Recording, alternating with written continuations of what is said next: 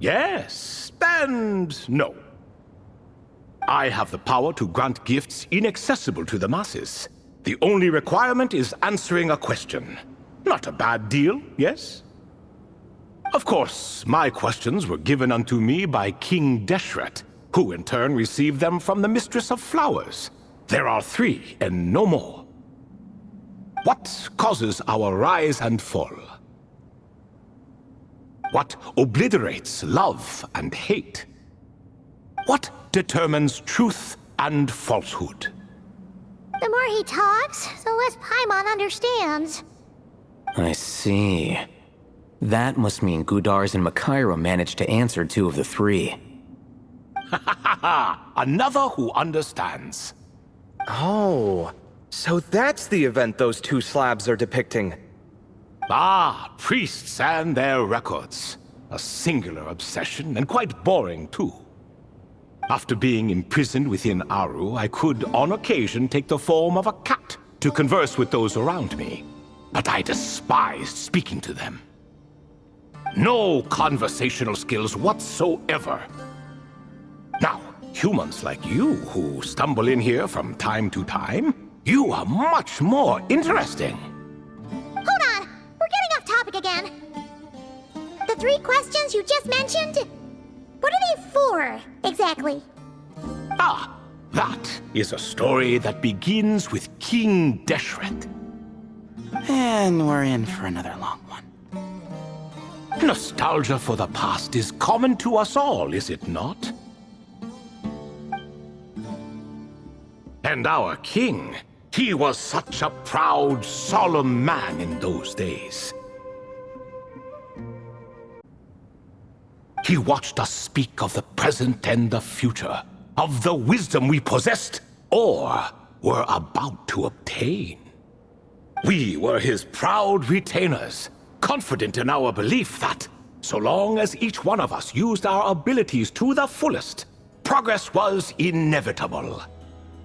Yet, King Desert's ambition was not destined to be allowed in a closed-off world such as this. So nothing went as planned. In fact, from the beginning, there were signs an outcome of this nature was inevitable. Because although there were 7 pillars, 1 was forever absent. Al-Ahmar would insist the Dendro Dragon Sovereign was one of us, but the dragon herself rejected that idea. Huh. Like a card you can never seem to draw from your deck. More like a card that was never in the deck to begin with. Alas, that's just who Al-Ahmar was. There was nothing we could do about that. And I always preferred chess to cards. In the end, life grew unbearable for our king. But, of course, those who remain must continue to live on. But subjects like us were less fortunate. After all, the fate of a retainer is decided by the king, including the chance to walk away. So it was then that King Desert had Kroko, Goti, and I locked up within Aru, where we remain to this day. Kroko. Goti? Ah, of course. You're more familiar with their full names. Sobek, the Crocodile King, and Hereshef, the Goat King. And let me tell you, when it comes to chess, Hereshef was a habitual backseat strategist, always spewing nonsense from the sidelines.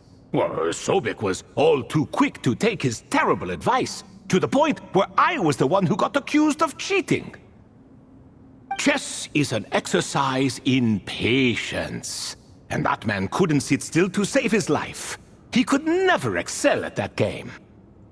In fact, neither of them were good at chess. Even so, we played together often, and since I was always the winner, we got along quite well. What are you laughing at? Were we not good friends?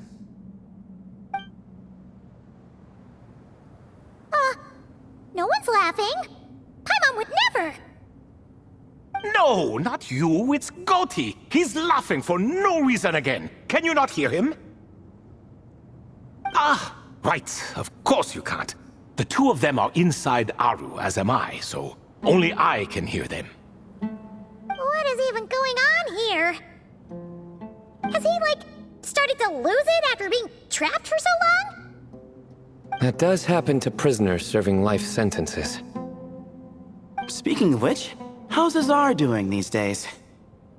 I doubt he's doing much of anything. Just what I wanted to hear.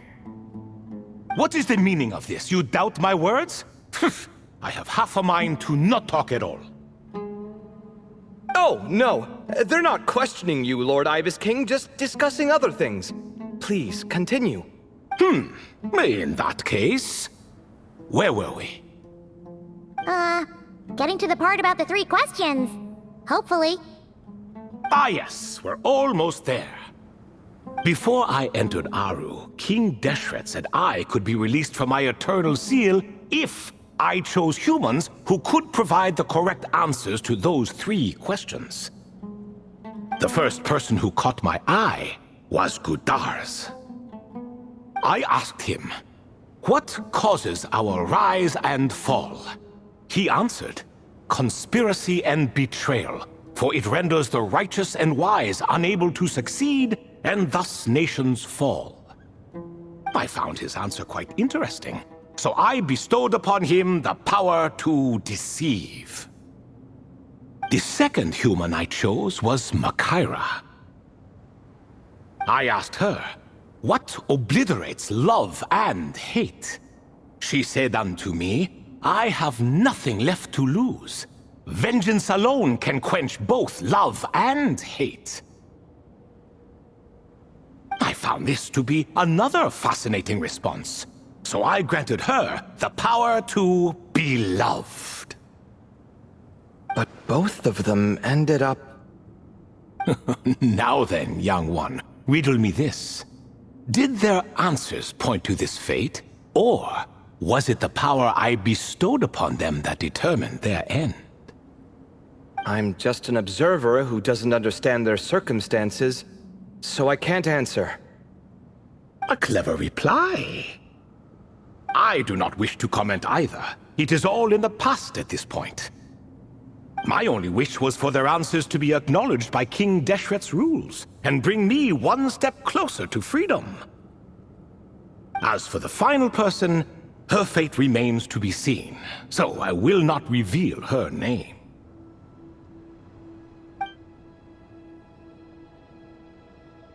I asked her, what determines truth and falsehood? And found her answer quite compelling, so I bestowed upon her a gift to match. As you can see, however, I have not been freed, so it's clear the answer she gave at that time was wrong. But alas, 3 people were chosen and 3 questions were asked, so now all I can do is wait. Wait until her wisdom is in line with the rules set forth by my king. Until she has found the true answer to that question.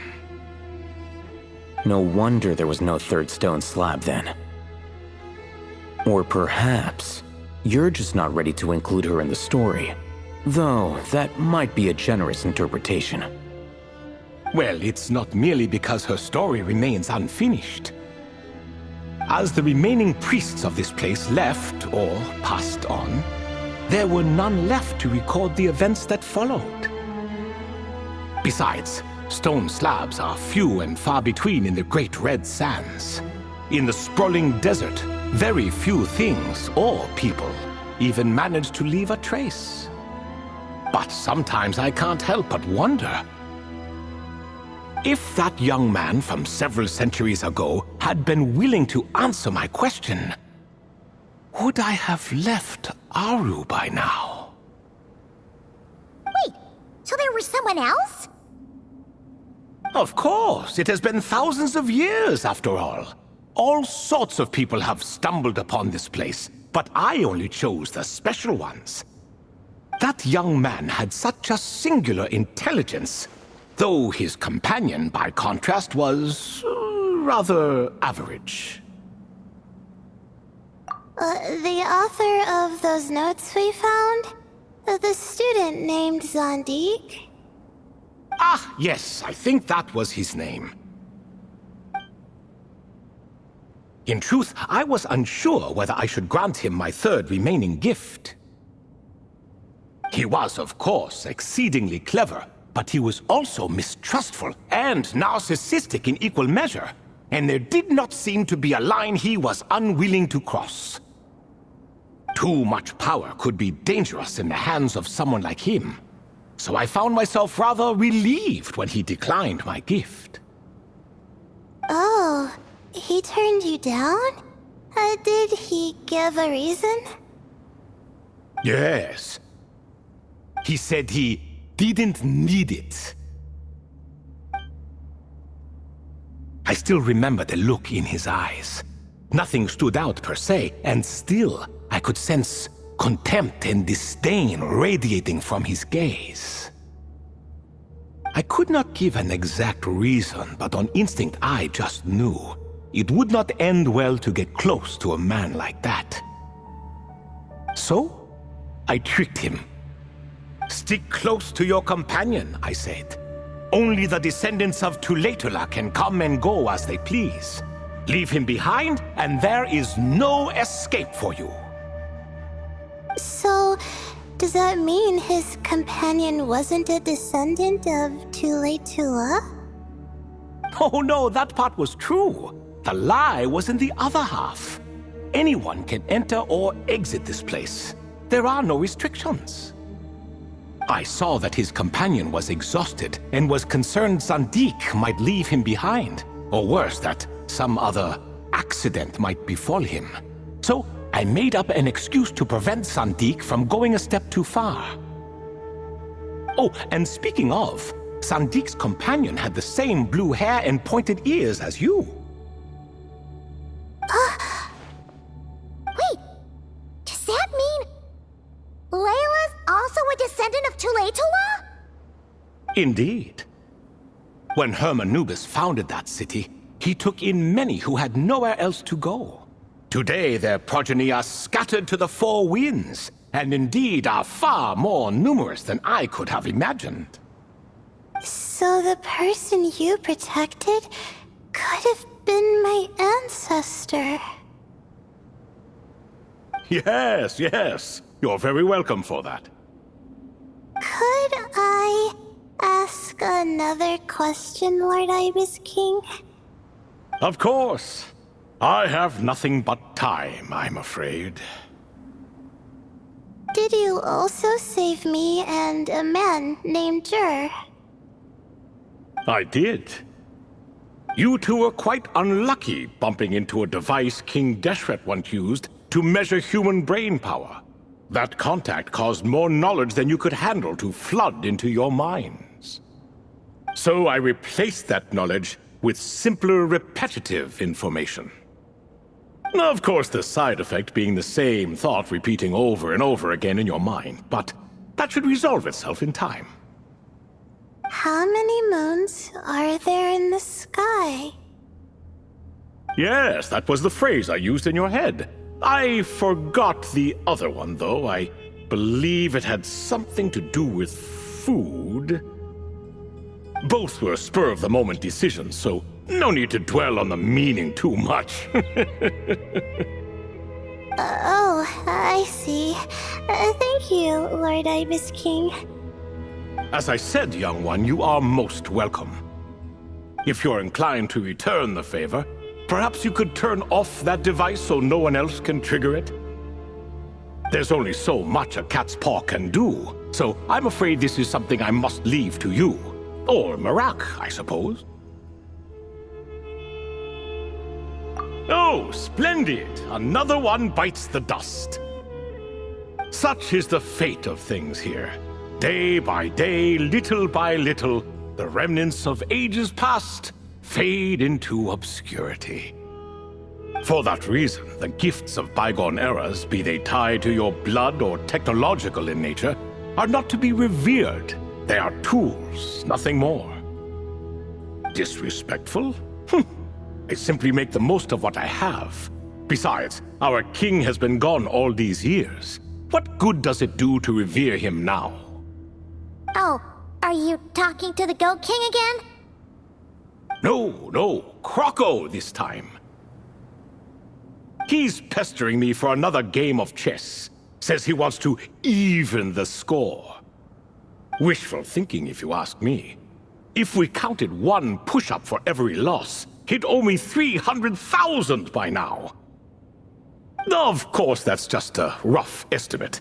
I've never kept count. It appears that's something you like.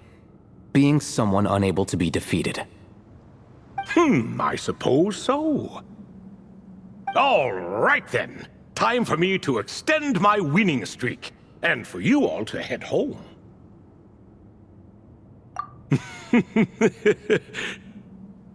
In truth, deep down, I know even the answers to those 3 questions will not change my fate. But that is for me to reckon with. Go on now.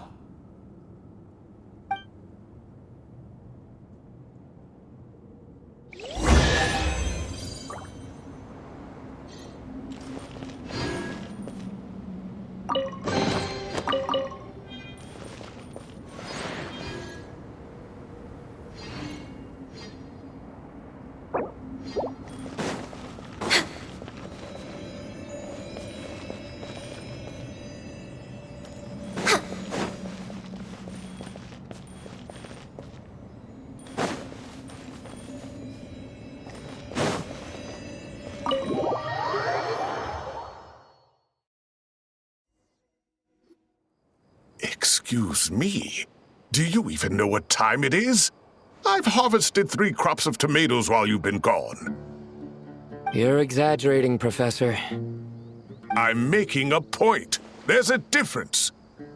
The sincerest apologies for keeping you waiting, Professor Cyrus.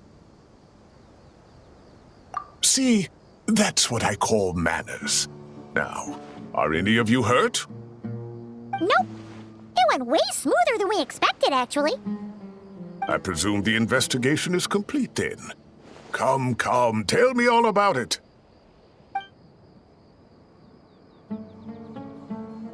Oh my, did you luck out?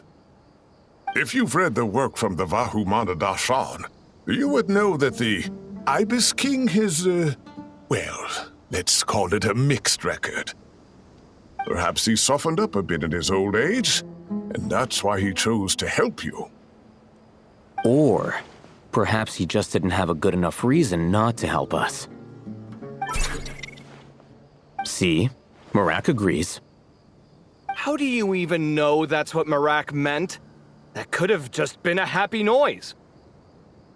In any case, there's a lot to be happy about. We figured out what happened to Layla and Jur, and there were some unexpected takeaways too. Yeah, I never expected to learn about my ancestry. I've always thought of myself as just an ordinary student. I never would have even considered something like that could be true. Come to think of it, our ancestors might even have been friends at some point. Huh? You're right. Maybe I should take a trip back home to see if I can find any records about that. Oh, I was just throwing that out there. I wouldn't want you to go to the trouble. It's fine. My advisor gave me a break, and I still have a few days left, so... Oh, wait. My study topic. I haven't made any progress at all. No. I need to focus on that instead. Right. Couldn't you help her, Professor? Huh? No, I could never. Me, you say? I'm from the Spatamar Darshan, and I don't think that Nephis or Zahahadi researched the stars. All I have to offer are my homegrown tomatoes. Although I suppose it's not impossible, I can ask a few old friends to recommend some interesting topics. You really don't have to. It sounds like a lot of work. Hardly. A few passing questions while we water the plants? It's no trouble at all. Thank you so much. Of course. Now it's getting late, and you all must be tired. Let's wrap things up here. Some say desert nights are the sun taking mercy on us after the heat of the day. So, let's leave while she still feels merciful.